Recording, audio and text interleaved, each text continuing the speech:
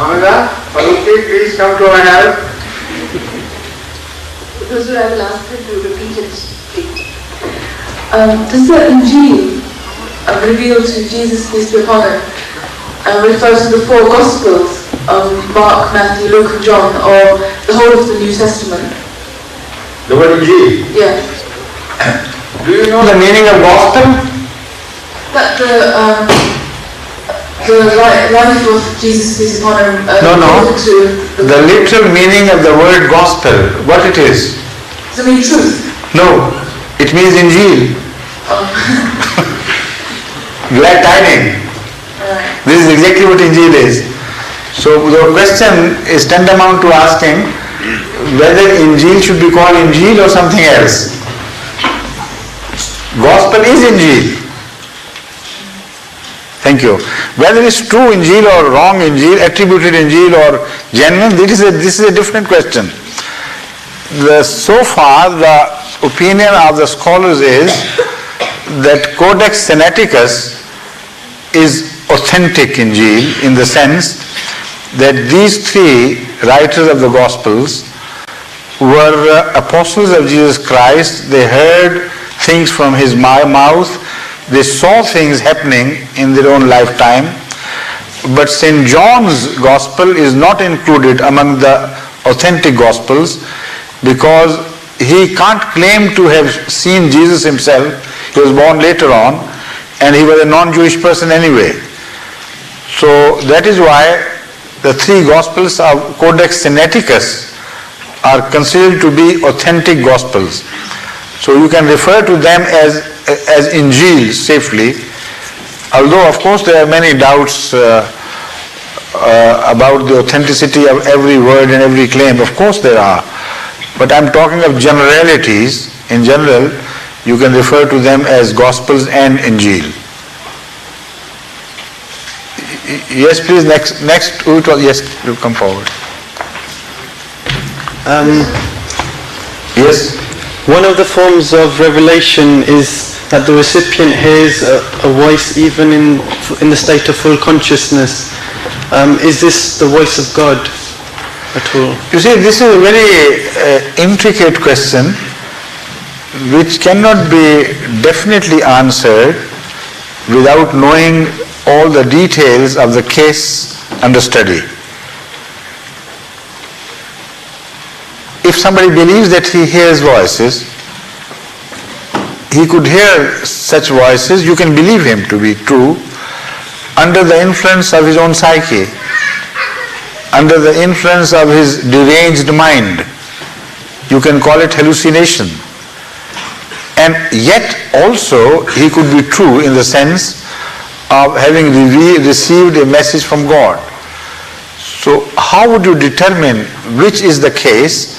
Depends on the study of the whole case. At times you can know so many facts, they are accessible to you, that you can declare, yes, he's a madman, because his behavior elsewhere would be consistent with madness.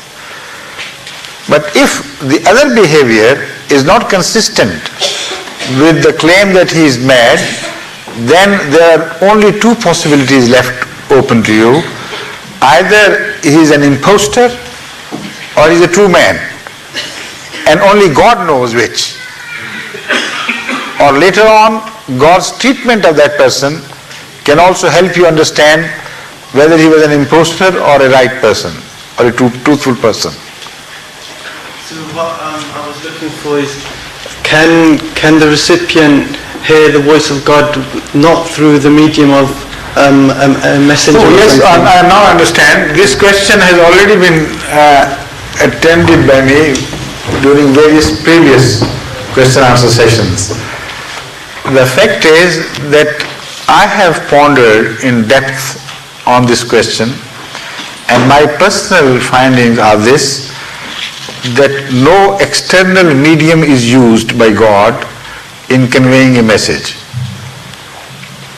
But there is an internal motivation,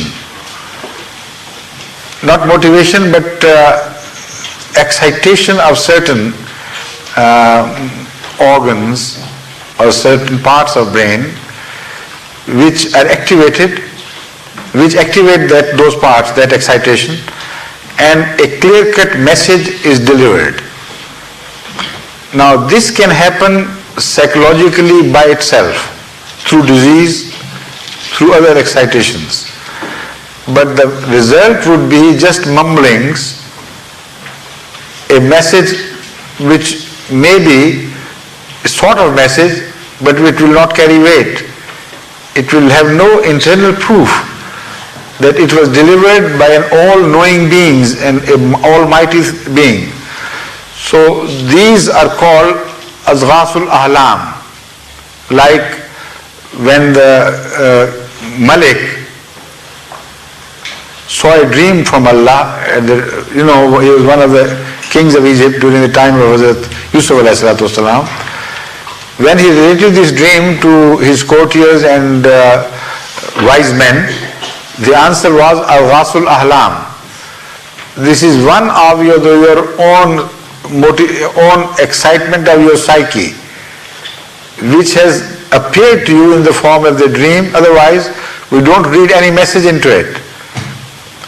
But when the same dream was related to Hadhrat Yusuf alayhi salatu wasalam, he being a divine man, a godly person, he immediately recognized this dream to be carrying a divine message.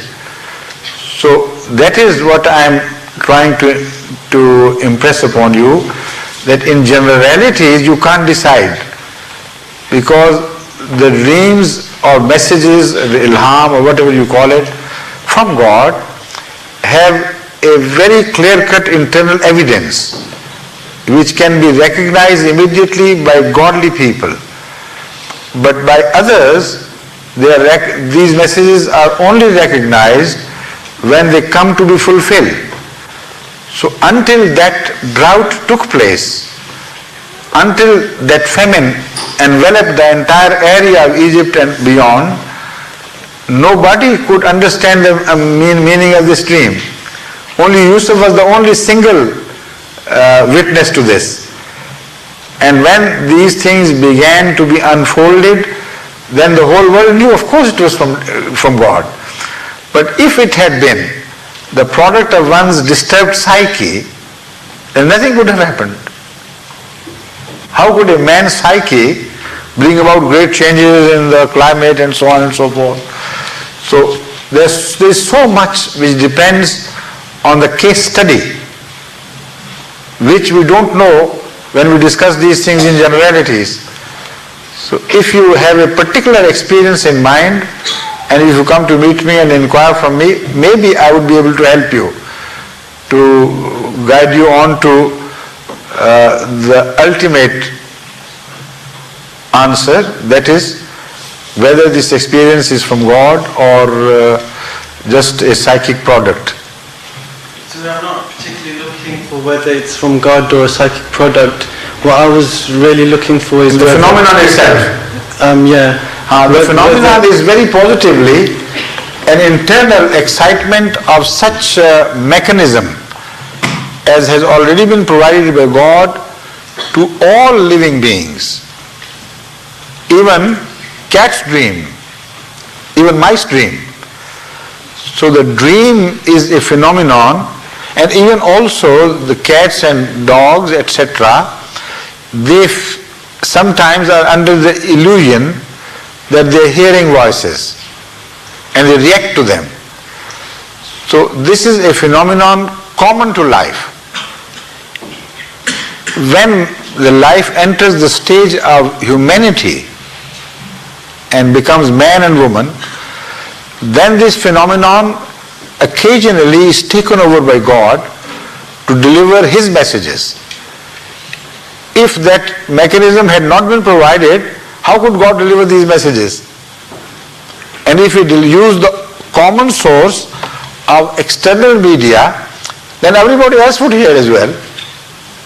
When I am talking to you, externally the message is carried through waves, sound waves, and everybody else shares this. So how could God deliver a message specifically and only to a person if He used external media?